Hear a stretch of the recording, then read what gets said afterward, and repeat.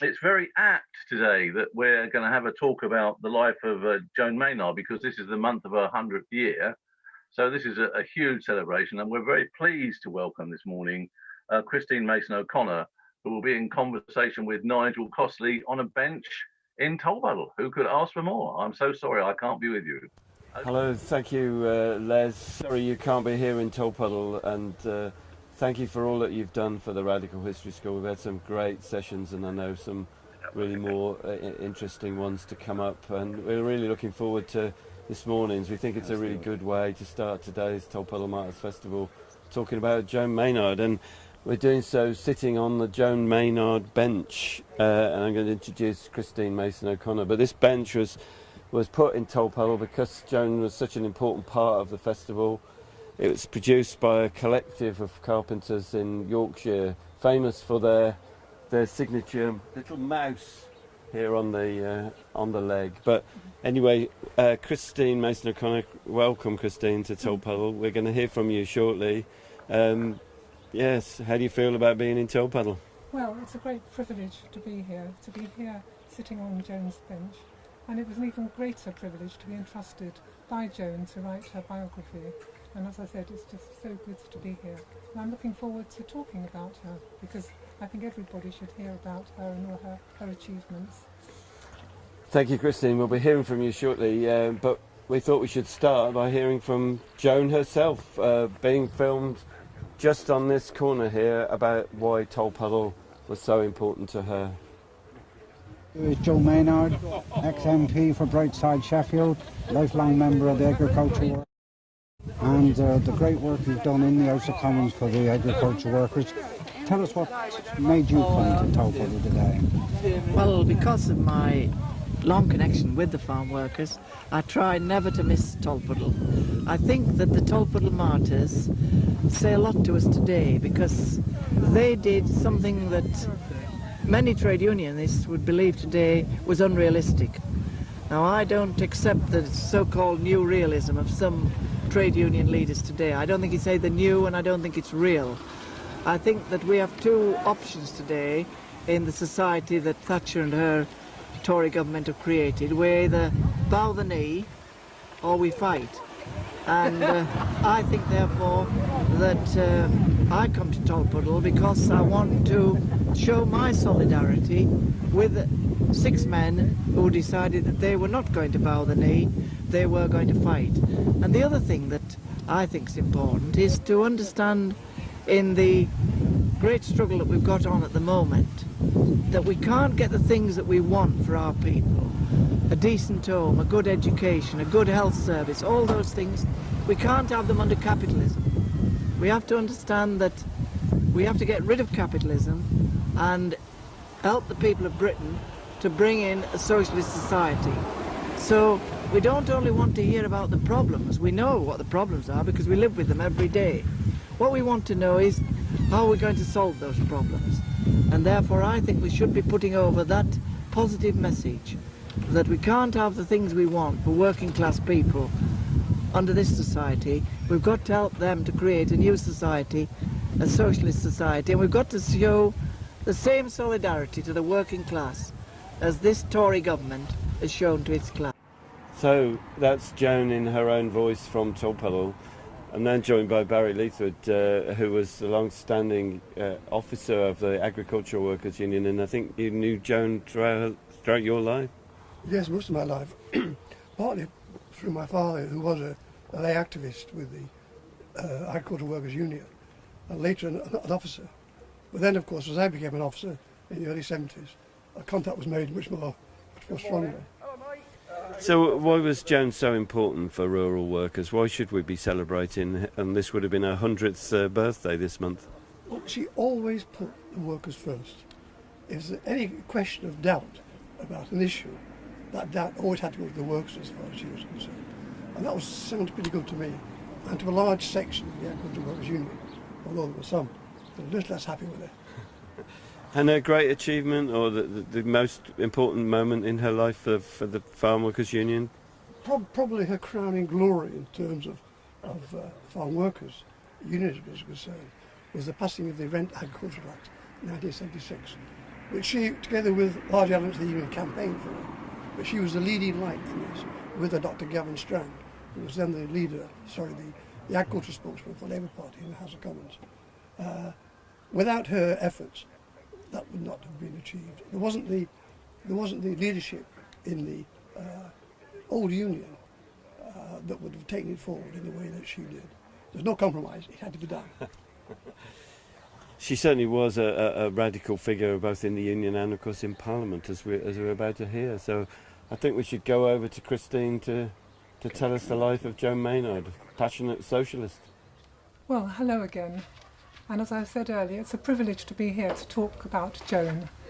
And I just want to start by saying that I want to tell the story really of a working class woman who became the farm workers' champion. She left school at 14 and came from a very poor, rural, working class background. So my talk is in 3 parts.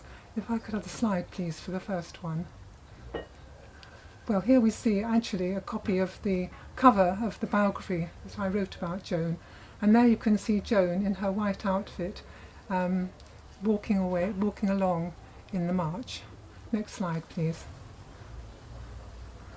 And here you'll recognise some of the occupants on the bench, and behind Hilary Benn is Peter Medhurst, one of the people who actually made the bench, and it was his idea that it would be made in Yorkshire to unite Yorkshire with Tolpuddle, which were the 2 places that were dearest to Joan's heart. If I could have the next slide, please. So here we have Joan then, and I want now to go on to the next slide showing the outline. I want to start off by talking about her campaigns and achievements, then move on to her campaigns and achievements. Let's go through those then, please. Could I have the slide with them? Thank you. Well, first of all, she was secretary of the constituency Labour Party and part-time agent, and through her efforts was able to increase the membership from just a few hundred to over 2,000. As a county councillor, she was the only Labour member representing a rural seat on the council. All the other members were retired farmers, landowners and military. She was elected onto the NEC, National Executive of the Labour Party, and in 1974 she was elected MP to Sheffield Brightside. Now I'd like to stress that it was never her ambition to be an MP, but she realised that the farm workers needed a voice in Parliament, and that's really why she agreed to stand. Now, in terms of the environment, which I'll move on to now, she was ahead of her time, campaigning to protect the environment, and I'd like to quote to you what she said about it. She said, "The soil is honest with you. It gives back what you put in.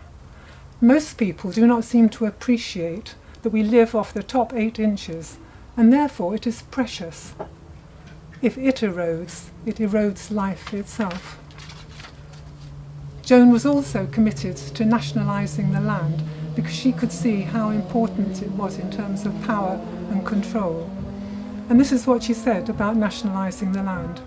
She said, "The land originally belonged to the people. Then came the Enclosures Act, and of course the acts were made by the very people who were actually enclosing the land. And under these enclosures, the people were robbed. At the time, if you stole the duck off the common, you were sent to prison.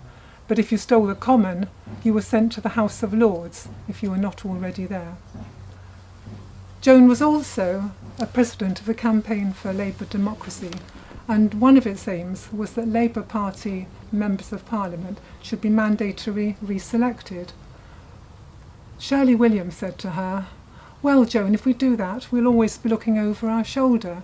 Joan said, "Aye, that's the point."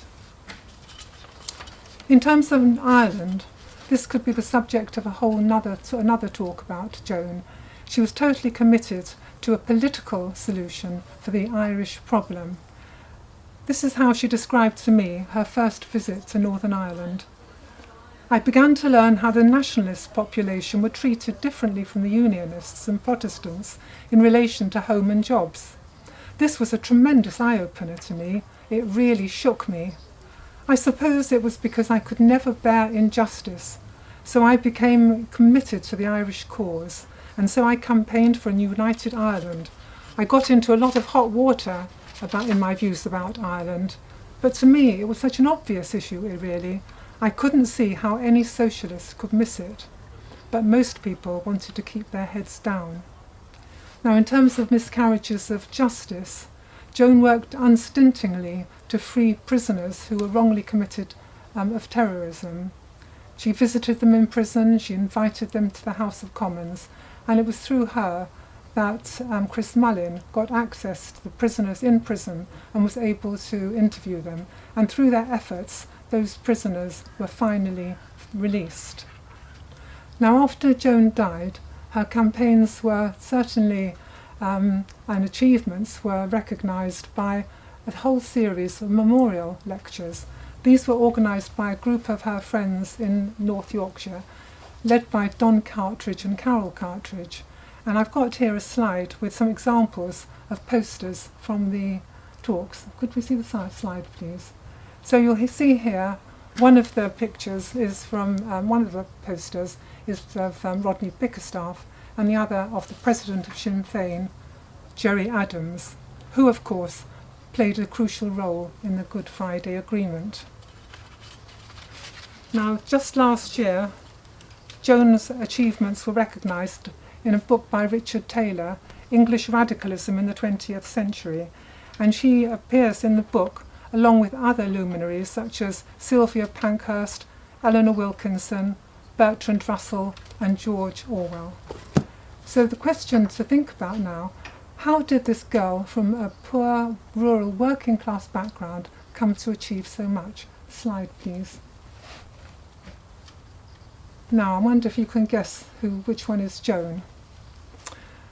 Now, before she was born, her parents were tenant farmers on a 100-acre farm in Orne, about 12 miles away from York, and they were doing very well during the war, and they'd hoped to buy the farm.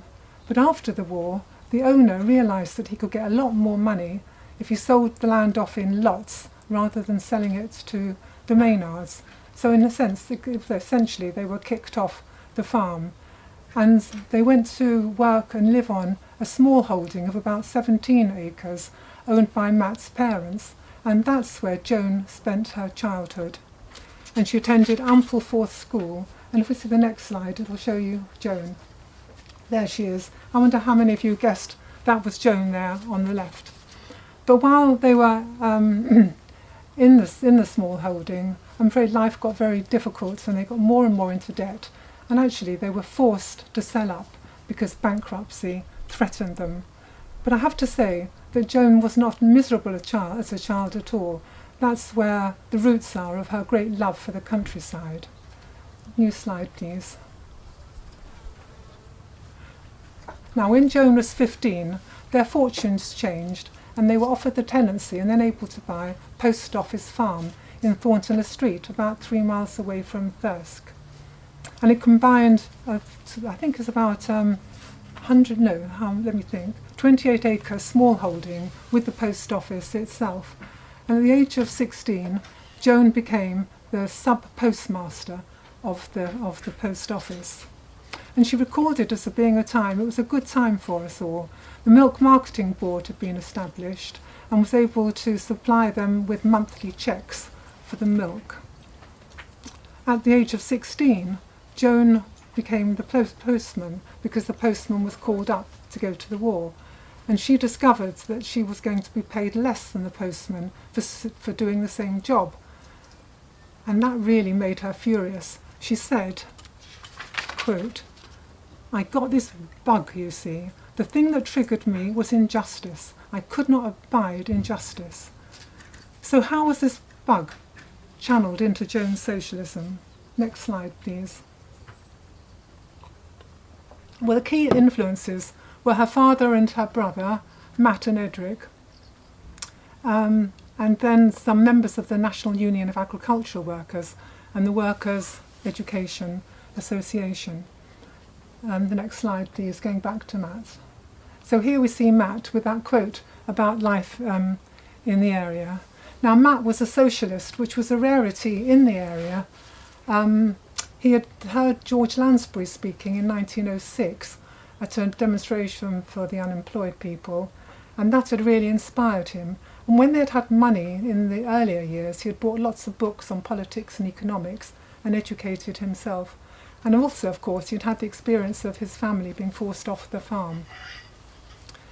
Next slide of Edric, please. Edric was the younger of Joan's two brothers, and he was not at all interested in farming, which was as well because as the younger son, he wouldn't have inherited the farm. But he moved to London and he got a job at W.H. Smith to fund his studies. His aim was to become a university teacher. Now, from London, he corresponded frequently with Joan, and I'll give you some examples of what they said. He sent copies of the New Statesman, the Listener, and the Manchester Guardian. Here's an extract from a letter that Joan wrote to Edric. Quote, "Dad finished the clover stack today, and I've been setting up corn, wheat, and barley, and it's all been blown down in the wind or knocked down in the rain. Then, in the evening, we weighed up 1.5 tons of potatoes, so I'm feeling pretty tired. You'll be glad to hear the Manchester Guardian has come at last. I'm enjoying reading it very much. I'm also managing Plato's Republic in bed at night. I'm reading, in fact I hope to finish it tonight, Bertrand Russell's book, Problems of Philosophy, which I've enjoyed very much. It's written very concisely and in plain language for an intricate subject like philosophy." The next slide, please. Here we have then the members of the union that Joan said shaped the direction of her life. So first of all then, there was Jack Brocklebank, and she said that his warmth and imagination and his genuine love of people fired her imagination and taught me all about politics and how to fight the battle. Tom Gascoigne was a conscientious objector in the First World War, and along with the 80 other members of the Dartmoor Socialist Society, organised lectures and seminars in the prison on communism and socialism. Bert Wain, another of her influences, she said, used every ounce of energy to help a union member. Then Jack Bowen, his wisdom, kindness and shrewdness was a lesson to us all. The slide of Jack Bowen, please. Now, Joan delighted in Jack Bowen's gift for capturing political and economic essentials. She told me this story. As the only worker member of the West Riding Wages Committee, he was listening when the farmer and landowner members talked about the wages needed to sustain a farm worker's family. One member described how you could make a really tasty meal from a sheep's head. The others all agreed, "Oh, very good." The chairman noticed that Jack Bowen was silent and said, "Have you got anything to add, Mr. Bowen?" Jack said, "Aye, I'm wondering who's eating the rest of the sheep." The next slide then, please, the Workers' Educational Association. Joan said that all of the tutors were socialists and that the WEA had helped her to understand that there was more than one kind of democracy. She said, quote, "There isn't just political democracy, putting a cross on a ballot box every 5 years. There's also economic democracy. I began to realise that a very small number of people own the real wealth in society, and the majority don't own much at all. Nevertheless, the majority were the people who create the wealth for the minority. Those ideas never left me." She had seen a small advert in the shop window to go to a course on the WEA, and there was one particular course that she attended called Social History through Literature that she enjoyed. There's another course called Life and Labour in Rural England, which is very special and is actually commemorated here in the Tolpuddle Museum. This was a weekend residential course over 8 weeks between 1952 and 1955. The tutor was Bill Baker from the University of Leeds. He would collect Joan on a Saturday morning, then drive around the scattered farms, picking up the farmers and farm workers to attend the course held in Grantley Hall. A key text for the course was William Cobbett's Rural Rides. Now, Joan, for her homework, wrote an essay on William Cobbett, and I want to read you an extract from her essay because I think it reflects so much about her own virtues as the ones that she's describing that he had.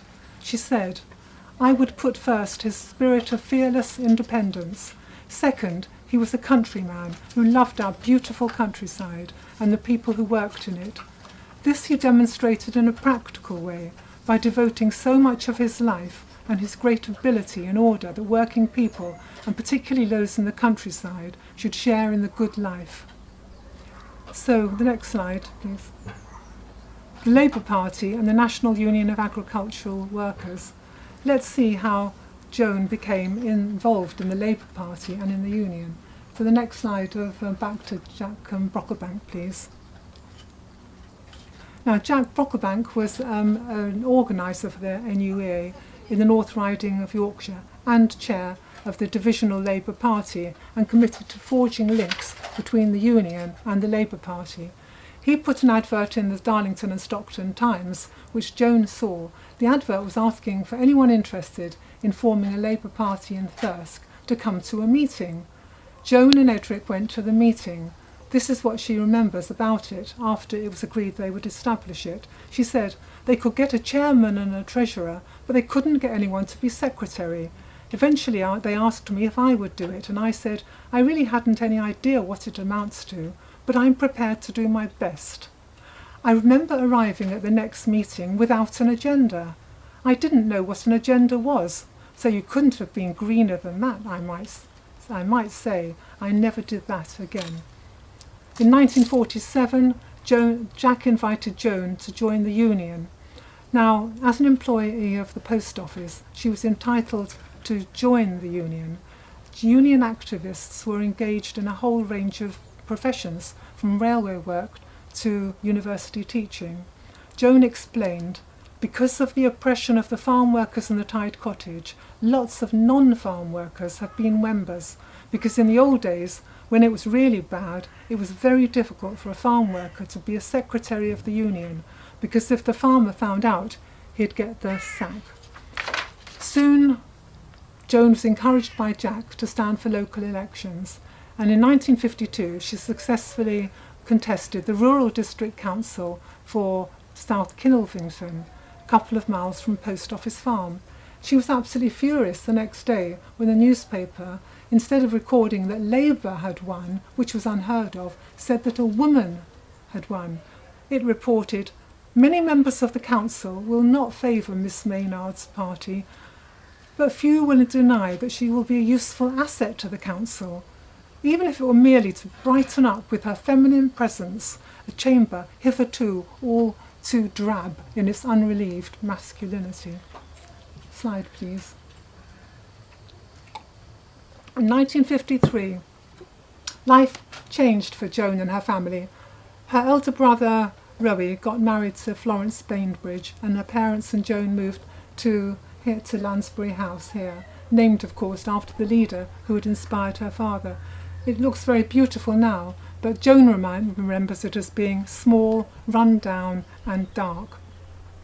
The only income they had was Effie's and Matt's pension, and Joan had given up this very sociable job that she enjoyed, as well as her work on the farm, to look after her elderly parents.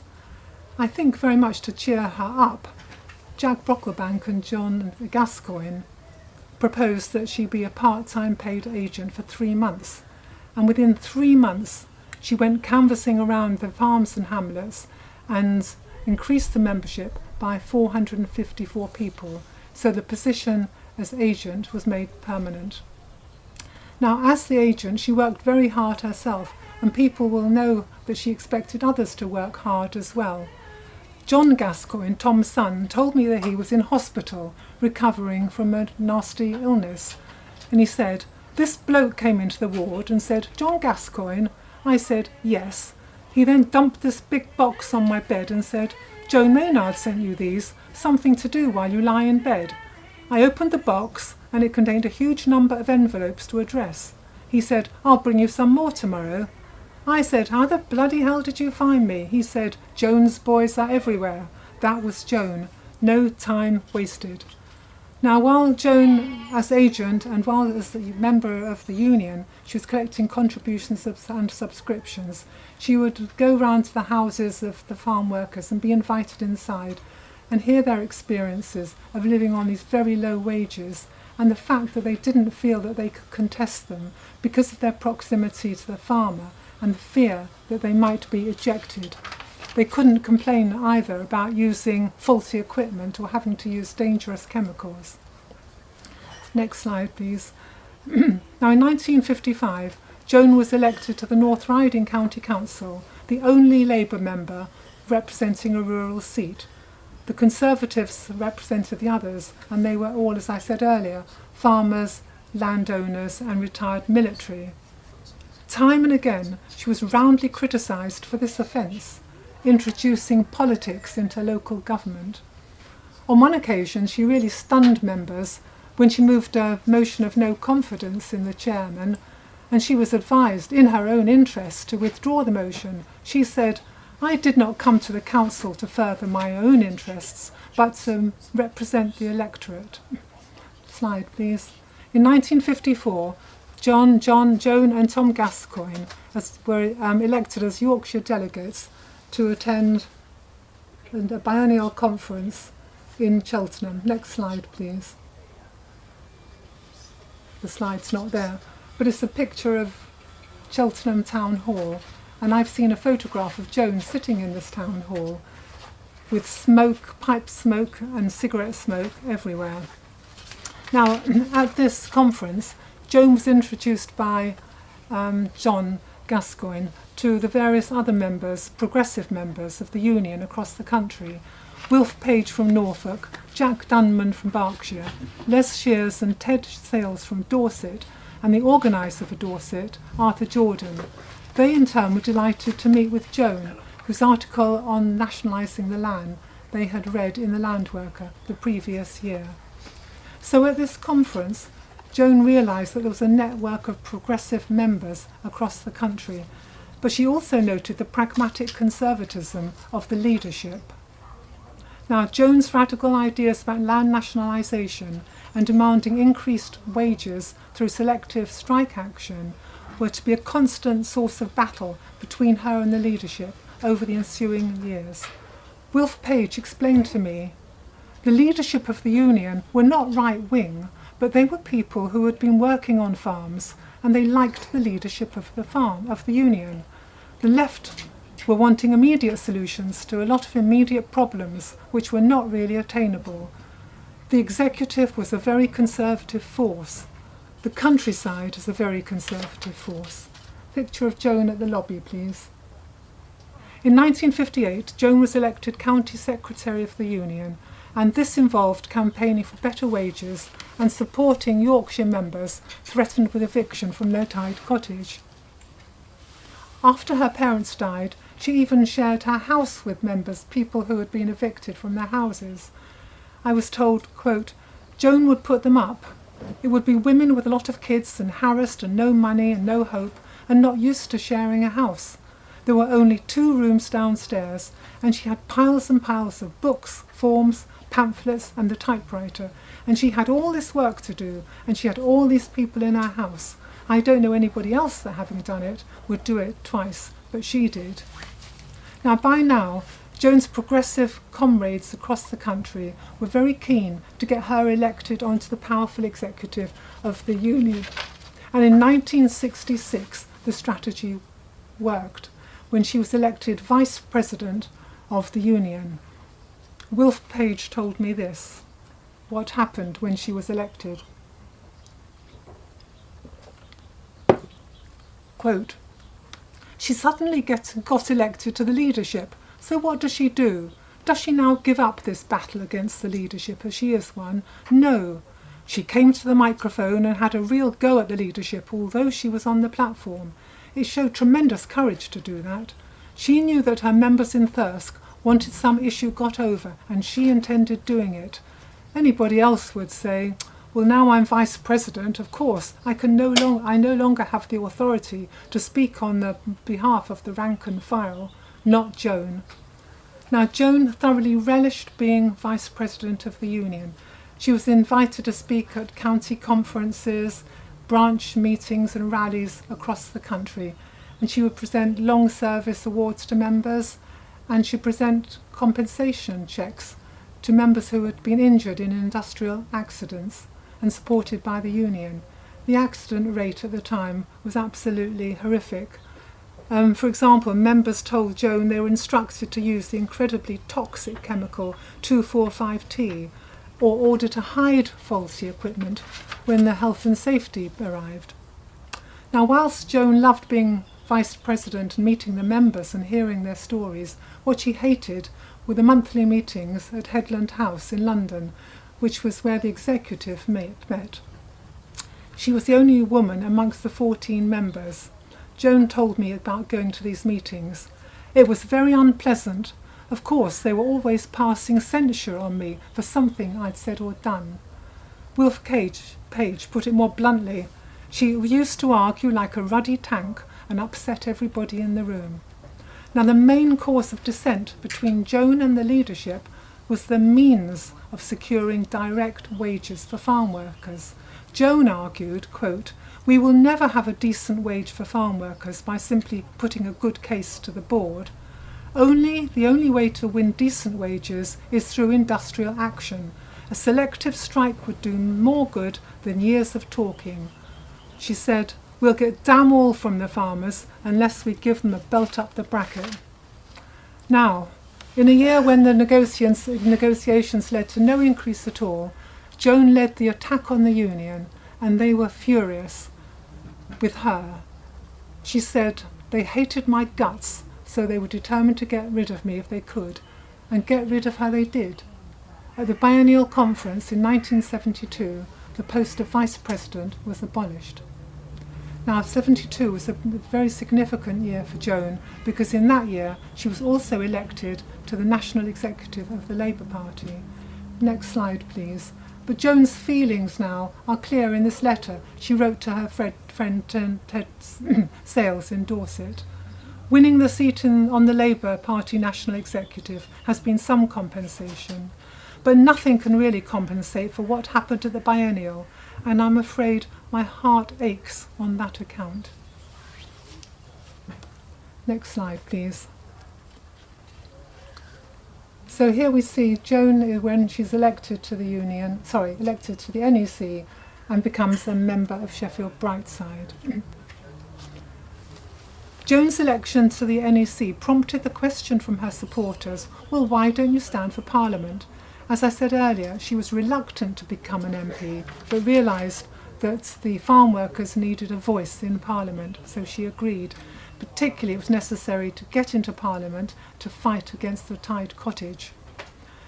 In 1974, she was selected for the safe seat of Sheffield Brightside. The only problem was that the party had deselected their sitting MP, Eddie Griffiths, and he stood as an independent Labour. It proved to be a very dirty fight. It was an epic battle, skillfully overseen by her agent, Jock Sturrock. Slide, please, the tied cottage. It was said in the House of Commons that when Joan was elected, that she could hardly wait to hang up her coat before tackling the tied cottage. She told me, "I literally never let the matter rest until I got it into the Queen's speech, where it has to be before you have a bill at all." She was determined to make her maiden speech as soon as the time allowed, and with the month of the October election, she rose to her feet. She stressed the connection between the tied cottage and low pay in agriculture. She said, "Agriculture has a 20th century approach when considering new techniques, but an 18th century approach when considering wages." She concluded, "I say the tied cottages must go, and they will go in a Labour government, and I hope it is this one, will have the political will to do away with them." The pledge was at last included in the Queen's speech on the 19th of November 1975. Slide, please. In December 1975, the union lobbied MPs as several hundred farm workers from across the country came to London to be welcomed by Joan at Westminster, where they told MPs of their experience of living in tied housing. The message on their placards was succinct: "Tied cottage, the workers' mantrap." At the second reading of the Rent Agricultural Bill on the 4th of May 1976, Joan responded robustly. to the opposition. She said, "I have been connected to the industry all my life, and I've heard a great deal about the good relations and cooperation in it. I've known men who have worked for farmers for 30 years, and they've said, 'He's a good boss.' Suddenly the goodwill changes when the worker can no longer work on the farm, and bang goes the goodwill." Despite opposition to the bill, both inside and outside of Parliament, it was passed into law. It ensured that workers could not be evicted unless suitable alternative accommodation was found. As Wilf Page put it, no longer could farm workers and their families be slung out onto the village green or into the lane because the husband had had a row with the boss the night before. I'd like to conclude with a quote from René Danzinger's work on agricultural workers. Now, this is an objective assessment of Joan's contribution. She said, "The combination of Maynard's dedication to the issue and her key position in the party was crucial because it meant that she could secure its safe passage from becoming a conference resolution into a manifesto commitment, into part of the Queen's speech, and finally an item for discussion and legislation in the House of Commons." Maynard was successful in guiding this issue through this complex process. Gavin Strang, Parliamentary Secretary to the Minister of Agriculture, complemented her efforts with his own. His position enabled him to fulfil his role as successfully as Maynard had fulfilled hers. To mark the Act's royal assent, the Union leadership organised a celebration dinner in London. Joan was neither invited to speak nor even mentioned. In stark contrast, she received scores of letters from farm workers, and we have an example here. Slide, please. I'm sure, no, the one before, please. Sorry, there. I'm sure many will sleep sounder from now on and will no longer be trodden on as in the past. At last the black cloud has been brushed aside forever. Thanks from one of the old ploughboys. Years later, Jack Brocklebank reflected, "I've been a member of the Union for 50 years, and I've known all the leaders, and I can't think of any figure as stout-hearted as Joan. In my opinion, she's the greatest fighter the farm workers have ever had." So we saw in that picture where Joan had retired to her beloved Yorkshire, North Yorkshire, and there she continued with her local and national campaigns. The last slide of Joan, please. Days before Joan died, on the 28th of March 1998, she received a letter from Tony Benn. He said, "Whenever you speak, it is always of the importance of trade unions and their role in protecting the class, and how that class needs socialism if conditions are ever to improve. Here today in Tolpuddle, the cradle of the trade union movement, we pay tribute to Joan, the farm workers' champion." Thank you.